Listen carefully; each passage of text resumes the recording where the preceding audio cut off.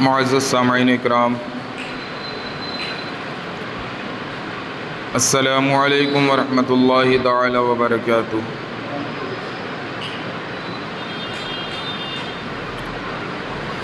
الحمد للہ رب العالمین، والصلاة والسلام علی سید الانبیاء والمرسلین وعلی آلہ واصحابہ اجمعین، اما بعد، فقد قال اللہ تبارک و تعالی فی القرآن المجید والفرقان الحمید۔ فاعوذ باللہ من الشیطان الرجیم، بسم اللہ الرحمن الرحیم۔ ادعو الی سبیل ربک بالحکمۃ والموعظۃ الحسنۃ وجادلہم باللتی ہی احسن۔ صدق اللہ العظیم وبلغنا رسولہ النبی الامین المتین الکریم، ونحن علی ذلک لمن الشاہدین والشاکرین، والحمد للہ رب العالمین۔ ان اللہ وملائکتہ یصلون علی النبی یا ایہا الذین آمنوا صلوا علیہ وسلموا تسلیما۔ اللہم صل علی سیدنا مولانا محمد وبارک وسلم۔ صلوا علیہ صلاۃ و سلام علیک یا رسول اللہ صلی اللہ تعالی علیہ وسلم۔ ایک دفعہ اور نبی اور آل نبی کی بارگاہ میں درود و سلام کا نذرانہ پیش کریں۔ اللہم صلی علی محمد وآل محمد کما تحب و ترضى بأن تصلی علیہ صلاة تبقى و تدوم بدوام الملک الحی القیوم۔ حضرات محترم،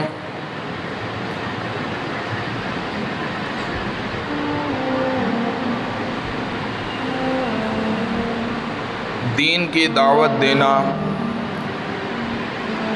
یہ انبیاء کرام علیہم الصلاۃ والتسلیم کا طریقہ ہے۔ حضرت آدم سے لے کر جناب محمد الرسول اللہ صلی اللہ تعالی علیہ وسلم تک جتنے بھی انبیاء کرام اس دنیا میں تشریف لائے، ہر ایک نے اللہ کے پیغام کو امت تک پہنچایا اور دین کی تبلیغ کی۔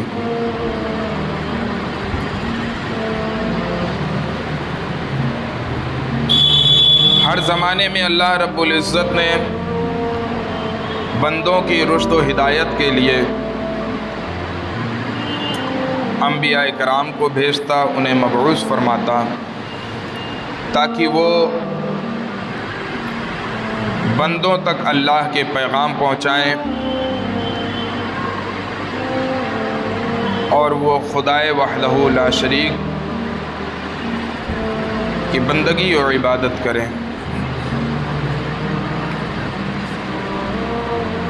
تو غرض کی یہ سلسلہ حضرت آدم علیہ السلام سے لے کر نبی کریم صلی اللہ تعالی علیہ وسلم تک تمام انبیاء کرام نے اس خدمت کو انجام دیا، اور چونکہ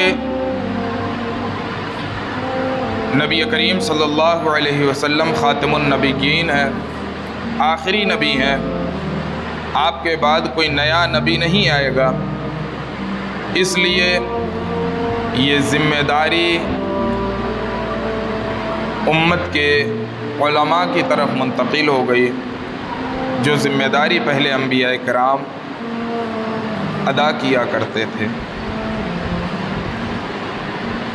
دین متین کی خدمت، مذہب اسلام کی تبلیغ، لوگوں تک اسلام کو پہنچانا اور خدا سے قریب کرنے کا جو سلسلہ تھا، وہ سلسلہ نبی کریم صلی اللہ علیہ وسلم کے بعد اس امت کی معزز ہستیوں کی طرف منتقل ہوا۔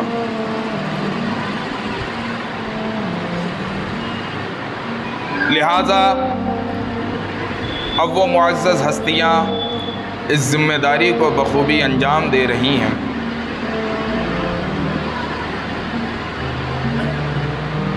لیکن جہاں پر یہ معزز لوگ اس ذمہ داریاں کو انجام دے رہے ہیں، اللہ رب العزت قرآن مقدس میں ارشاد فرماتا ہے ادعو الی سبیل ربک بالحکمۃ والموعظۃ الحسنۃ وجادلہم باللتی ہی احسن، جس کا مفہوم یہ ہے کہ اللہ کی جانب لوگوں کو بلاؤ، دعوت و تبلیغ کرو، ان تک خدا کا پیغام پہنچاؤ، خدا کی باتیں لوگوں تک پہنچاؤ، لیکن اس کا طریقہ کار کیا ہوگا، کس طرح سے باتیں کرنی ہے، خدا کا پیغام کس طرح سے لوگوں تک پہنچانا ہے۔ اللہ فرماتا ہے بالحکمت والموعظۃ الحسنہ، کہ لوگوں تک اللہ کا جو پیغام تم پہنچا رہے ہو، تمہارے لیے ضروری یہ ہے کہ اس میں سب سے پہلے تم حکمت کا استعمال کرو، کہاں پہ کیسی بات کرنی ہے، کون سی بات کس موقع کے زیادہ مناسب ہے، کس انسان سے کس طریقے سے گفتگو کرنی ہے، کس مجمع میں کیسی گفتگو کرنی ہے، کسی علاقے میں جا کر وہاں کیسی گفتگو کرنی ہے، پہلے اس چیز کا اندازہ لگا لینا ہے، اس کے بعد گفتگو کرنا ہے، یہ حکمت کہلاتا ہے۔ تو اللہ فرماتا ہے کہ صرف یوں ہی نہیں کہ پکڑ پکڑ کے لوگوں کو چلو اللہ کے قریب آ جاؤ، اللہ کی عبادت کرنے لگو، بلکہ اس تبلیغ میں جو تم میرا پیغام لوگوں تک پہنچا رہے ہو، اس میں حکمت کا استعمال کرنا بہت ضروری ہے، ورنہ بجائے دعوت تبلیغ کا فائدہ ہونے کے اس کا نقصان ہونے لگے گا۔ پھر آگے اللہ رب العزت ارشاد فرماتا ہے والموعظۃ الحسنہ، کہ تبلیغ میں یہ بھی ضروری ہے کہ جو تم بات کہو وہ بہتر بات ہو، جو تمہارا لہجہ ہو وہ عمدہ لہجہ ہو، جو تمہاری تقریر ہو وہ خوشگوار ہو، جو تمہارے وعظ ہو وہ نصیحت آمیز ہو۔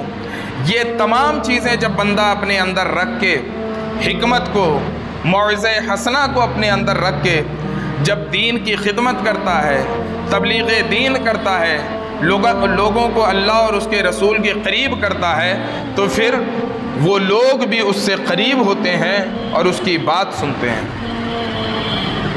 لیکن اگر اسی کے برعکس انسان کے اندر سختی آ جائے، وہ حکمت و دانائی سے کام نہ لے، وہ ترش روئی سے لوگوں سے پیش آئے، نماز کا حکم دے، نماز کے قریب لوگوں کو کرے لیکن سختی کے ساتھ کرے، سبیل اللہ یعنی اللہ کے راستے کی طرف لوگوں کو بلائے لیکن لہجہ اس کا سخت ہو، نیکی کی دعوت دے لیکن ڈانٹ ڈپٹ کر دے، تو اللہ فرماتا ہے کہ یہ باتیں اس طریقے سے اثر انداز نہیں ہوتی۔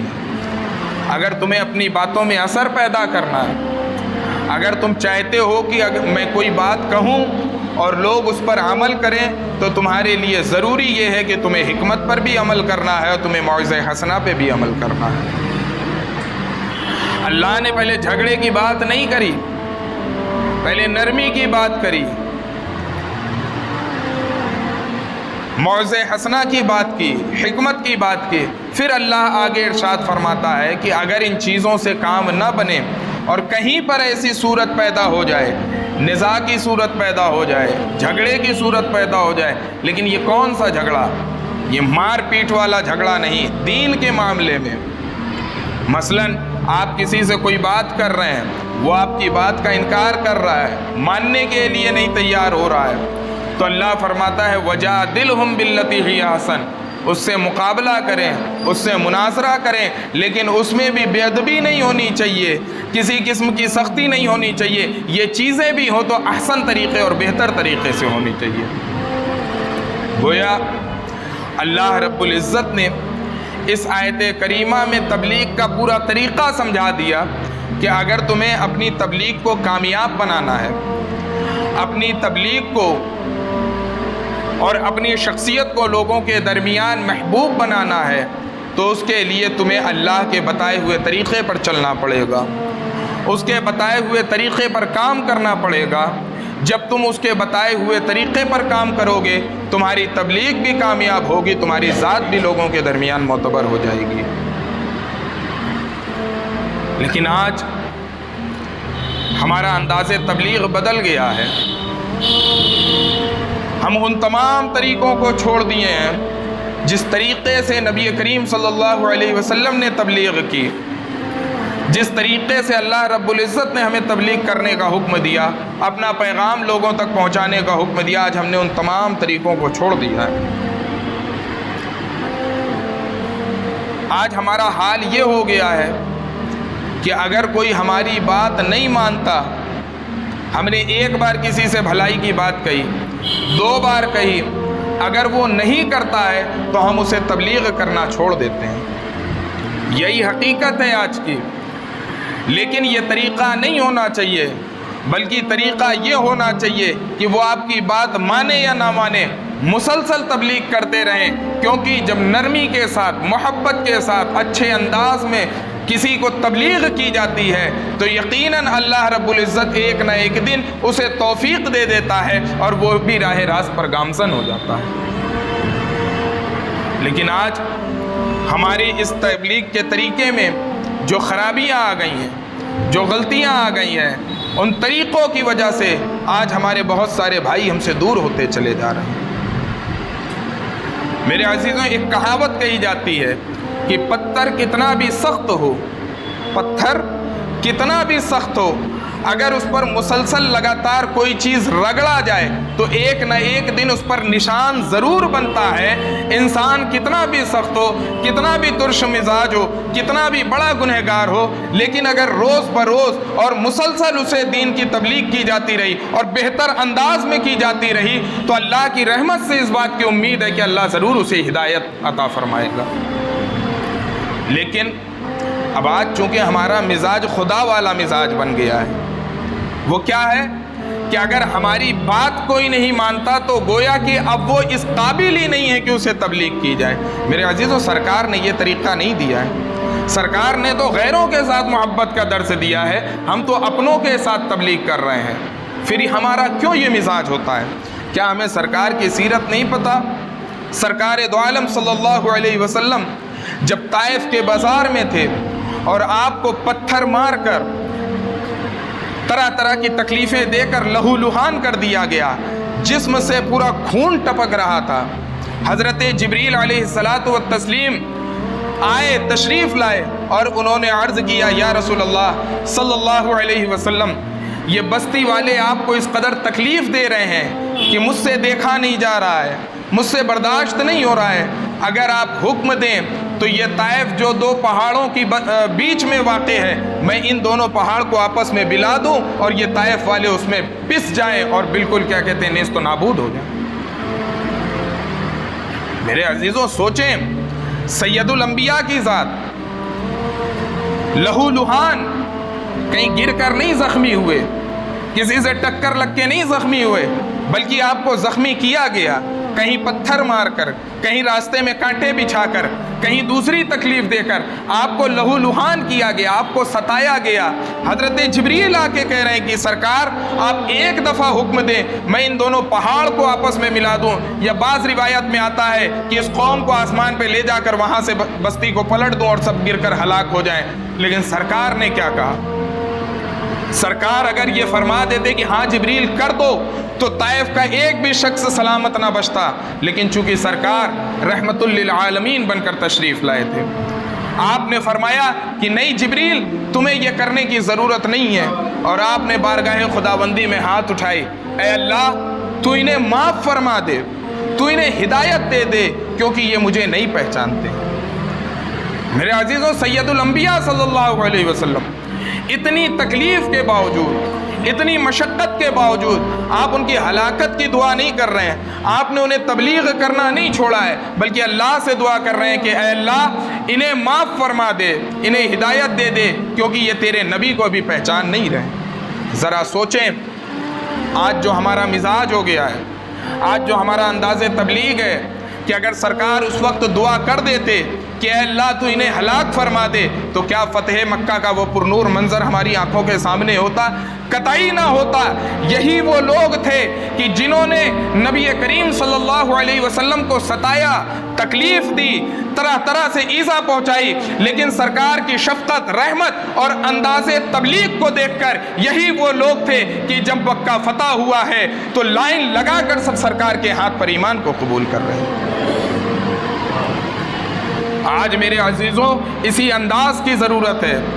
آج یہی انداز ہمارے اندر سے ختم ہو گیا ہے، یا یوں کہہ لیں کہ ختم کر دیا گیا ہے۔ ہم محبت کے نام سے ہم صرف محبت کا دم بھرتے ہیں، محبت سے آشنا نہیں ہیں۔ محبت کہتے کسے ہیں؟ ہم حکمت کو جانتے نہیں، موعظہ حسنہ کو نہیں جانتے ہیں۔ میرے عزیزوں قرآن پڑھنے نا الگ چیز ہے، قرآن کو سمجھ لینا یہ ایک الگ چیز ہے۔ قرآن پڑھ کر اس کا ترجمہ سنا دینا یہ ایک الگ چیز ہے، قرآن کی آیتیں پڑھ کر اسے سمجھ لینا یہ ایک الگ چیز ہے۔ آج ہمارا مزاج قرآن پڑھنے کا ہو گیا ہے، قرآن سمجھنے کا نہیں۔ اگر قرآن سمجھنے کا مزاج ہمارا ہوتا تو اول تو ہم تبلیغ کرنے سے نہ رکتے، اور جب تبلیغ کرتے تو ہماری تبلیغ میں سختی نہ ہوتی۔ لیکن آج یہ دونوں چیز ہمارے اندر سے ختم ہو گئی ہیں۔ اول تو ہمارے اندر تبلیغ کا مزاج نہیں رہا، کسی کو نیکی کی دعوت دینے کا مزاج نہیں رہا، اور اگر ہے بھی تو انداز ہمارا ایسا ہوتا ہے کہ ہم نیکی کی دعوت دیتے ہیں لیکن وہ لہجہ ایسا سخت لہجہ، ناراضگی کا لہجہ، ترشرو لہجہ کہ انسان بجائے ہم سے قریب ہونے کے دور ہونے لگتا ہے۔ آج ایک انسان اگر نمازی ہو 5 وقتہ، وہ کسی غیر نمازی کو نماز کی دعوت دیتا ہے تو اس کا انداز ایسا ہوتا ہے کہ گویا وہ بتانا چاہتا ہے کہ دیکھو میں 5 وقتہ نماز پڑھ رہا ہوں اور تم نماز نہیں پڑھ رہے ہو، میں تمہیں نماز کی دعوت دے رہا ہوں۔ میرے عزیزوں یہ احسان انسان کو نیکی کی طرف نہیں آنے دیتا ہے۔ ہمارا مزاج یہ ہونا چاہیے کہ ہم گنہگار کے اندر احساس کمتری نہ پیدا کریں، بلکہ اس انداز سے، اس بہتر انداز سے ہم تبلیغ کریں کہ لوگ ہم سے قریب آئیں اور نیکی کی راہ پر چلنے کی کوشش کریں۔ آج کیا وجہ ہے کہ ہم لوگوں کو نیکیوں کی دعوت بھی دیتے ہیں، اچھی اچھی باتیں بھی بتاتے ہیں، لیکن لوگ عمل کیوں نہیں کرتے؟ اس کی سب سے بڑی وجہ یہ ہے کہ وہ طریقہ ہمارے اندر سے ختم ہو گیا۔ جو انداز، جو طریقہ سرکار دو عالم صلی اللہ علیہ وسلم نے ہمیں دیا تھا، آج ہم نے ان طریقوں کو چھوڑ دیا، بالکل چھوڑ دیا ہے، اور اس کا نتیجہ یہ ہے کہ آج لوگ ہم سے قریب ہونے کے بجائے دور ہو رہے ہیں۔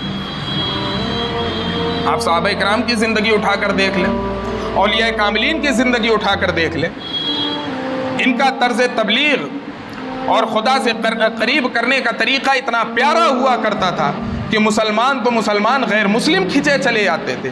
آج ہمارا حال یہ ہے کہ غیر مسلم تو دور ہے، ہمارا مسلمان بھائی ہی ہم سے قریب ہو جائے تو یہ بہت بڑی غنیمت ہے۔ لیکن ہم کبھی اس چیز پہ غور نہیں کرتے، ہم کبھی اس چیز کو ٹٹولنے کی کوشش نہیں کرتے کہ آخر ہم میں کمی کہاں ہو رہی ہے، ہم سے چوک کہاں ہو رہی ہے کہ لوگ ہم سے قریب ہونے کے بجائے ہم سے دور ہو رہے ہیں۔ اس کی وجہ یہی ہے کہ ہم گنہگار کو اس چیز کا احساس دلاتے ہیں کہ تم گناہ کر رہے ہو۔ میرے عزیزوں احساس نہ دلائیں، بلکہ اس طریقے سے کریں کہ وہ نیکی کے قریب بھی آ جائے اور اپنی پرانی زندگی پر شرمندہ ہو کر تائب بھی ہو جائے۔ سرکار دو عالم صلی اللہ علیہ وسلم کا انداز تبلیغ دیکھیں اور پھر غور کریں کہ ہمارا انداز تبلیغ کیا ہے۔ نماز کا موقع تھا، صحابہ کرام کی صفیں لگی ہوئی تھی، نماز شروع ہونے والی تھی کہ ایک صحابی تھے، ان کا وضو ٹوٹ گیا، ہوا خارج ہوئی اور ان کا وضو ٹوٹ گیا۔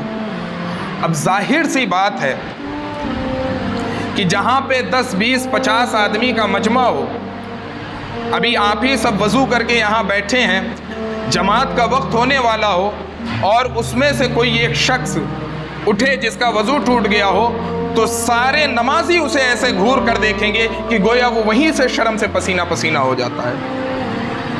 اس لیے کتنے بیچارے ایسے ہوتے ہیں کہ ایسی حرکت سرزد ہو جانے کے باوجود بھی وہ شرمندگی کے ڈر سے وہاں سے نہیں اٹھتے ہیں۔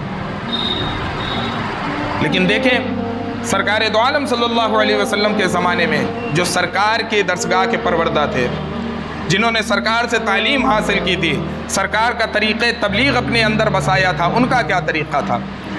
جب یہ کیفیت ایک صحابی کی ہوئی تو فوراً حضرت غالباً عباس یا حضرت عبداللہ ابن عباس، آپ نے عرض کی یا رسول اللہ صلی اللہ علیہ وسلم، اگر اجازت ہو تو ہم جتنے نمازی ہیں سب جا کر وضو نہ کرائیں۔ اب غور کریں کہ ظاہر سی بات ہے جب سب کے سب نمازی اٹھ کر جائیں گے وضو کرنے کے لیے تو کسے پتا چلے گا کہ کس کا وضو ٹوٹا ہے، اور وہ شخص شرمندگی سے بچ جائے گا۔ سرکار نے یہ انداز تبلیغ کا دیا ہے کہ کسی کو شرمندہ نہ کرو۔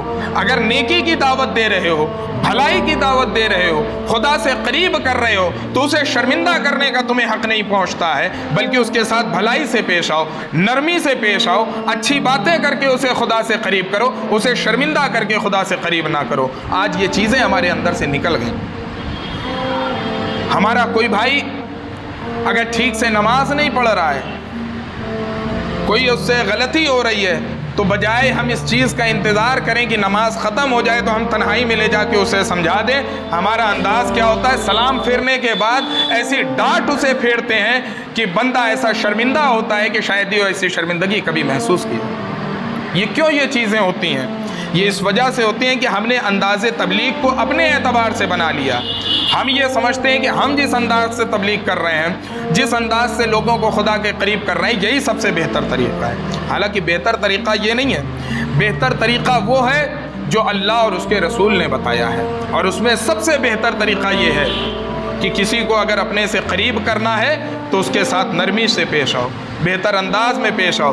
تمہاری گفتگو میں بھی نرمی ہونی چاہیے، محبت بھرے انداز ہونے چاہیے، تمہارا لہجہ شیریں ہونا چاہیے، تمہاری باتیں اچھی ہونی چاہیے۔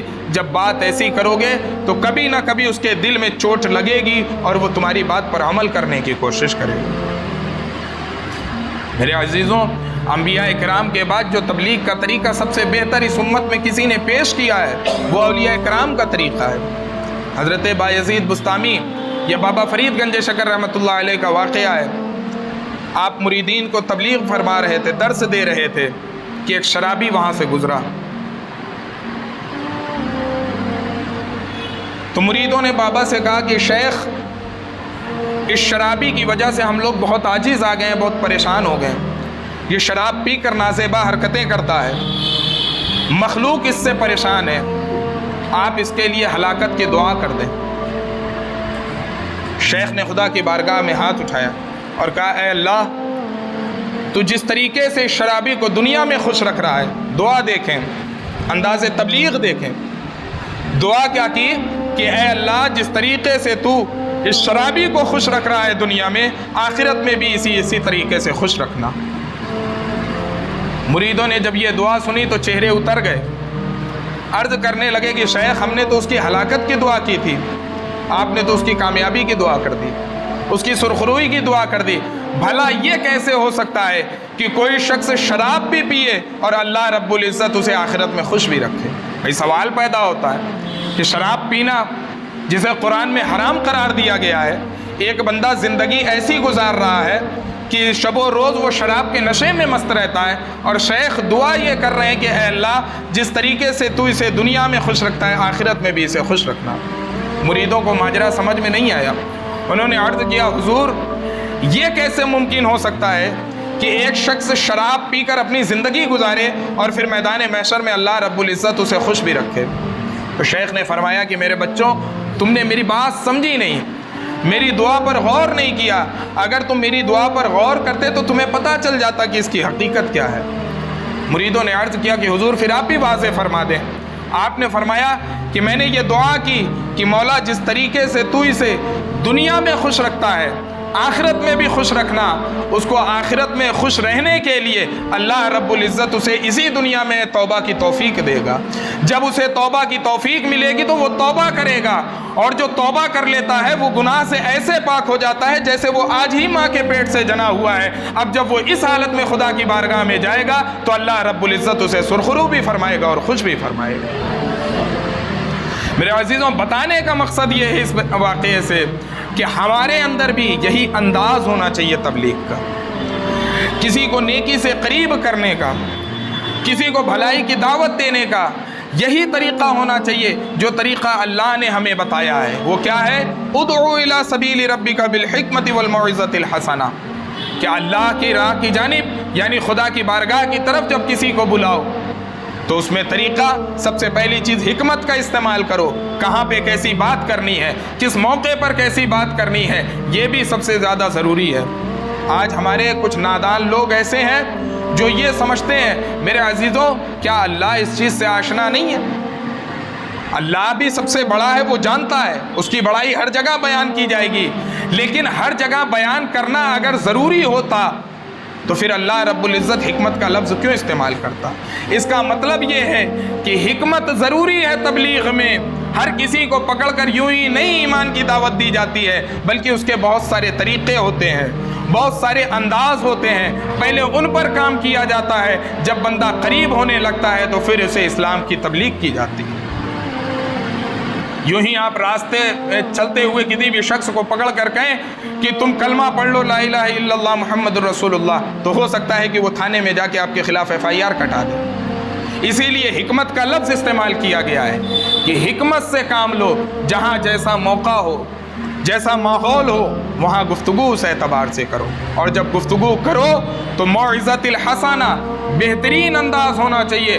جو تمہارا واعظ ہو اس میں بات ایسی نہیں ہونی چاہیے کہ کسی کا دل ٹوٹے, کسی کی دل آزاری ہو. اب یہاں پہ یہ مطلب نہیں ہے, مطلب یہ ہے کہ کسی کی ذات پر حملہ نہیں ہونا چاہیے, کسی پر ایسی تنقید نہیں ہونی چاہیے. بھائی ظاہر سی بات ہے, آپ شراب کے خلاف بیان کریں گے شرابیوں کو تکلیف ہوگی, آپ جوئے کے خلاف بیان کریں گے جواڑیوں کو تکلیف ہوگی. اسی طریقے سے گناہ کرنے والوں کے خلاف جب بیان ہوگا تو انہیں تکلیف ہوگی. یہاں وہ منع نہیں ہے, بلکہ کسی کی ذات کو تنقید بنانا, نام لے کر کسی کو برا بھلا کہنا, اس چیز سے اللہ رب العزت نے منع فرمایا ہے. یا ایسے طریقے سے تبلیغ کرنا کہ آپ کی تبلیغ سے اگلا انسان شرم محسوس کرے, اس تبلیغ سے اللہ رب العزت نے منع فرمایا.